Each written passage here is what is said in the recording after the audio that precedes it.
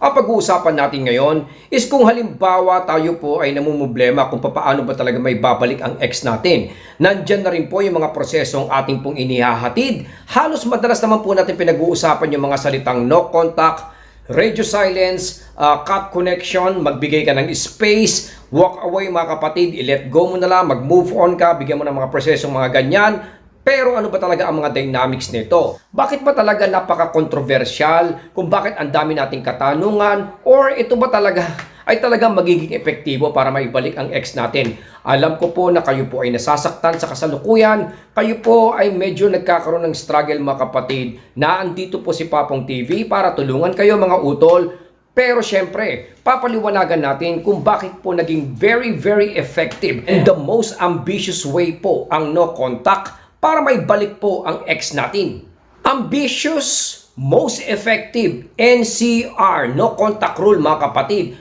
Pero ang daming mga critics nito. Ang daming nagsasabi na hindi naman talaga magwo-work to sa lahat ng oras. Ako po mismo ay pumapayag at agreeable naman po sa mga bagay na yan.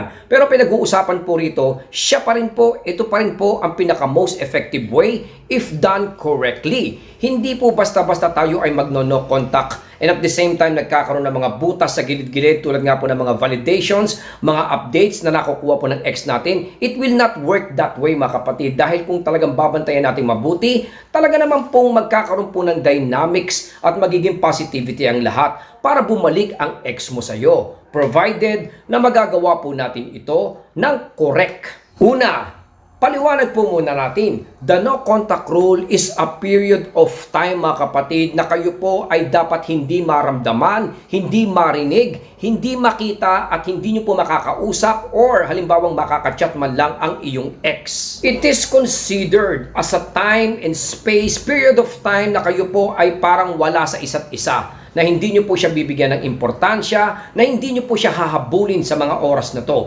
Ito po ay ginagamit na panahon para mag-gain po natin yung confidence, para maibalik po natin yung dating tayo, maibalik nga po yung self-esteem. Doon lang po magkakaroon ng pagkakataon na kailangan po natin mag-reach out or to speak to your ex. Pero habang nangyayari yan mga kapatid, ay kailangan zero visibility po tayo sa ating ex. Dahil sa mga panahon na to, aminado naman po tayo na tayo ay mahina, tayo ay nagdurugo at medyo umiiyak mga kapatid na mga bagay-bagay na hindi po dapat maaninag or makita ng ex natin. Kaya ang no contact rule po ay ini-implement right away. Isa sa pinakadahilan kung bakit kailangan nating gamitin kagad ang no contact whenever a breakup is done mga utol. Dahil alam naman po natin na ang ex natin, mabilis po nilang masesense na tayo po ay very dependable. Kung halimbawa tayo po ay hahabol, tayo po ay makikiusap at pipilitin baluktutin po yung naging desisyon po nila sa atin. Tulad nga po ng naipaliwanag natin before mga utol, na ang ex natin ay magmimistulang drugs sa mga panahon na to kung saan tayo po ay very addicted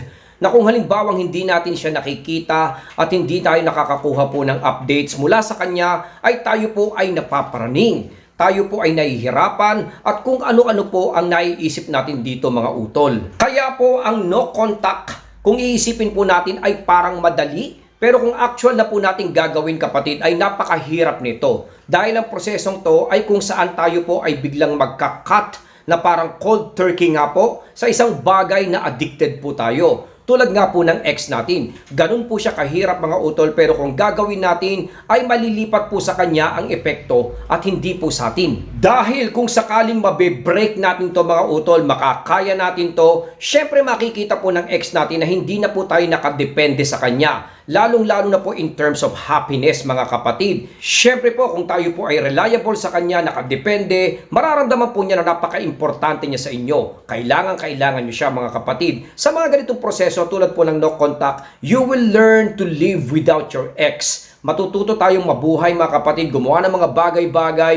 gumising sa umaga, tanghali, matulog sa gabi, pumasok sa trabaho na hindi po natin kinakailangan ng ex natin. You will exercise mga kapatid para maging malakas ka, maging confident ka. at mabalik mo po ang dating ikaw. Kaya ko po sinasuggest to sa lahat ng mga prosesong alam po natin dahil dito po niya makikita, dito po niya kagad masesense na kayo po ay hindi na po dependable sa kanya. Kaya naman po natin kailangan ipalabas yan sa mga mata niya kapatid dahil dito po niya makikita na kayo po ang kailangan niya. At kaya naman po nating isinasuggest at ipinupush nga yung no contact kung kaya naman po natin, especially kung kailangan po nating gawin. Dahil kung kayo po ay magdi-display ng ganitong klaseng character po sa harapan ng inyong ex, most probably po ay ma-attract siya uli sa inyo, kapatid, dahil hindi niya to ine-expect.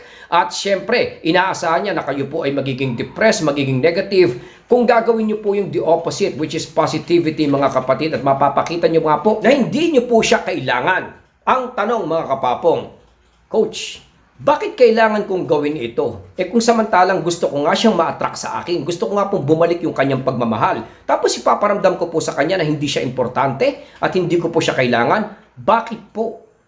Dahil kung kayo po ay mabubuhay, kung kayo po ay gagalaw na hindi nyo po ipinapakita na kailangan nyo siya, kapatid, hindi po kayo magmumukhang needy and desperate sa mga oras na to. At kung hindi po kayo magiging desperado at needy nga po, dito po siya muling maa-attract sa inyo. Dito po manunumbalik ang dating pagtingin niya, mga kapatid. At dito lang po magkakaroon ng pagkakataon na maisip ng ex natin na balikan po tayo. Wala po kasing ex na gustong bumalik kung merong mga bagay na komplikado. Tulad nga po ng pagiging desperado, mga utol. Kaya kung makikita niya na kayo po ay overconfident once again, na kayo po ay stable at kaya po yung problema, magkakaroon po siya ng urge at syempre po interest para tayo ay kausaping muli. Ito na po ang magiging way natin para may balik po ang ex natin sa atin. Ang isa pang may tutulong ng NCR, mga utol, or no contact, is magkakaroon po tayo ng better perspective sa nangyayari. Kaya lagi ko pong sinasabi na doble ang may tutulong nito. Ang isa dyan is kung ginagawa po natin yung no contact, ay nagkakaroon po tayo ng self-heal.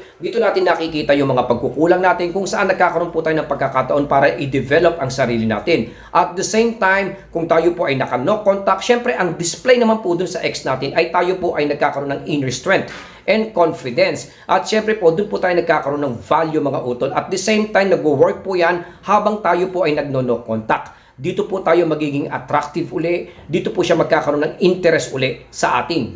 Ang tanong, Kuya Papong, paano ba talaga mag-work ang no contact? Aaminin ko po sa inyo, mga kapatid, na ang pinaka-dynamics ng no contact ay ang ating sarili. Hindi po ito magwo-work kung tayo po ay magpapanggap. Lagi ko nga pong sinasabi, gawin po natin ang no contact rule sa kagustuhan na tayo po ay mapabuti, na tayo po ay mag-improve at maibalik po ang ating sarili. Hindi para maibalik ang ex natin. Kasi kung yun po ang tinatarget natin, mga utol, syempre magkakaroon po yan ng butas on our way to success. Pero kung halimbawang tayo po ay mag-i-improve lang, patuloy lang natin gagawin ang no contact sa ating sarili, of course, ang magiging epekto nito ay positive naman sa pagtingin ng ex mo sa'yo. Kaya nga sabi ko, wag nating tratuhin o wag nating hangarin, mga utol, na maibalik ang ex natin. Lagi ko nga pong sinasabi sa mga one-on-one consultations po ng Papong TV, isa lang pong bonus kung sakaling babalik ang ex mo sa'yo. Nabanggit ko na rin po yan sa mga vlogs ko before, pero ang priority po natin dapat ay ma-develop ang ating sarili habang tayo po ay nasa no contact. Dito po tatakbo ang no contact, mga kapatid. Sa tanong naman na kung gaano ba katagal ang no contact, mga kapapong, wala po talagang time frame or duration. 45 days ang lagi nating sinasuggest. Pero suggestion lang naman po yon. Pero kung susukatin po talaga natin kung gaano katagal, it will all depend po, mga kapatid, kung kailan po tayo mag-heal. Kasi it will be very, very pointless. Wala po tayong magagawa kung halimbawang haharap po tayo sa ex natin na hindi pa po tayo handa, na tayo po ay umiiyak, na tayo po ay ganun pa rin. Mga ilang beses ko na rin pong nabanggit sa ating mga vlogs na changes ang hinahanap ng ex natin. At mangyayari lang naman po yan kung tayo po ay mawawala in a series of time. Yun nga po papasok, dun nga po magagamit ang no contact rule, mga kapatid. Maraming salamat po sa inyong lahat. I hope na nakapagbigay po ako ng linaw kung bakit kailangan po natin gamitin ang no contact kaagad-agad, lalo na po kung kinakailangan, mga kapatid. Suportahan po natin ang mga YouTuber na Pilipino. Mahalin po natin ang ating pamilya. Maraming salamat po, Papong TV.